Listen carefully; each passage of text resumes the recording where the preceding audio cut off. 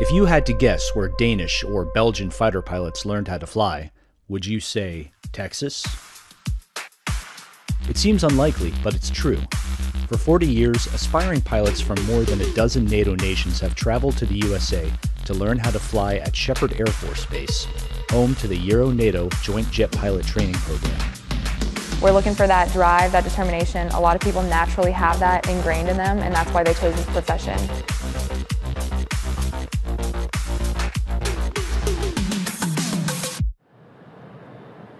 Welcome to Texas. It's a long way from Europe, but if NATO student pilots are going to become fully fledged military aviators, they still have a long way to go. I wanted to become a pilot since I was a small boy, and when I joined the Air Force just after high school, I decided that going for the pilot path was my dream. Everyone wishes to have an impact on the world, and that's how I think I can make the biggest impact. These young men and women are stepping into a decades-long tradition of multinational training. More than 40 years ago, several NATO allies wanted to find a more efficient way to train fighter pilots. They decided then to set up a joint course at Sheppard Air Force Base, where frequently clear skies made for an ideal training environment. It was founded in October of 1980 and initially had a few partners. Germany and the US have been training together. It has since grown to 14 nations that send us instructors, students. Today, this course works like a microcosm of the larger alliance, from the nations involved to the way they make decisions. It allows us to get from the very beginning of our military careers an appreciation and understanding of the cultures of our allies.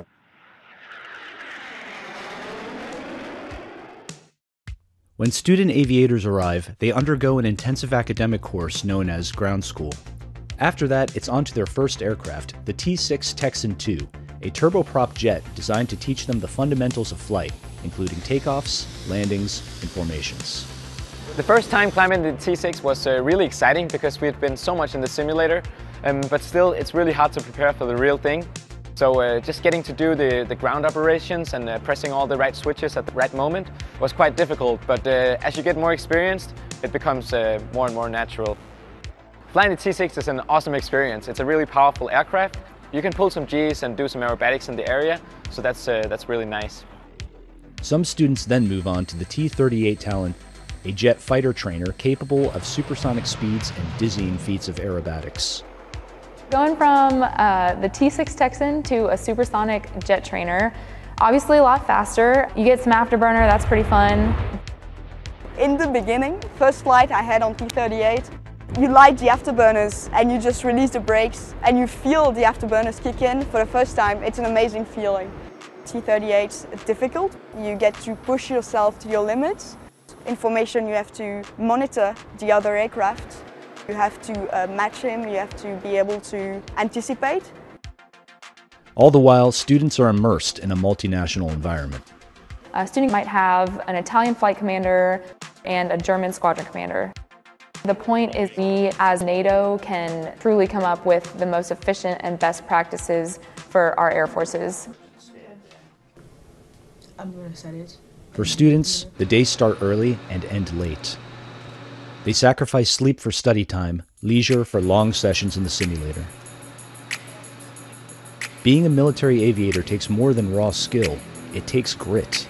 A lot of the folks that arrive here are the best of the best of the best. They're the top 10% in their classes.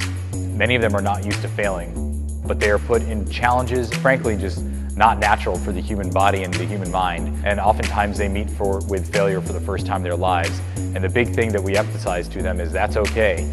You move past it, you learn from it, and that experience of those little micro failures so that you can ultimately reach success is probably one of the greater assets of this program. There's a reason behind the marathon study sessions and the long days in the cockpit. These men and women aren't just pilots. They're military officers sworn to protect their country and their allies. Should NATO need to defend itself, some of that responsibility will fall on their shoulders. The conflict that is going on right now in Ukraine has definitely changed the tenor, definitely focus everyone's attention, make sure that they are on point and trying to do not just enough to get by, but to be the best they can in the event that sometime in the future they are called to serve the NATO Alliance. When the students pass their final flights, there's only one thing left to do: figure out which aircraft they'll spend their careers flying. They find out at a ceremony called drop night.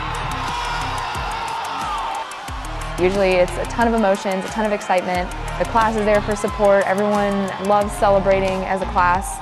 I want to fly the F-16, the Viper. It's the only fighter aircraft we have in Belgium, but it's a good one. Hi, Jimmy, where are you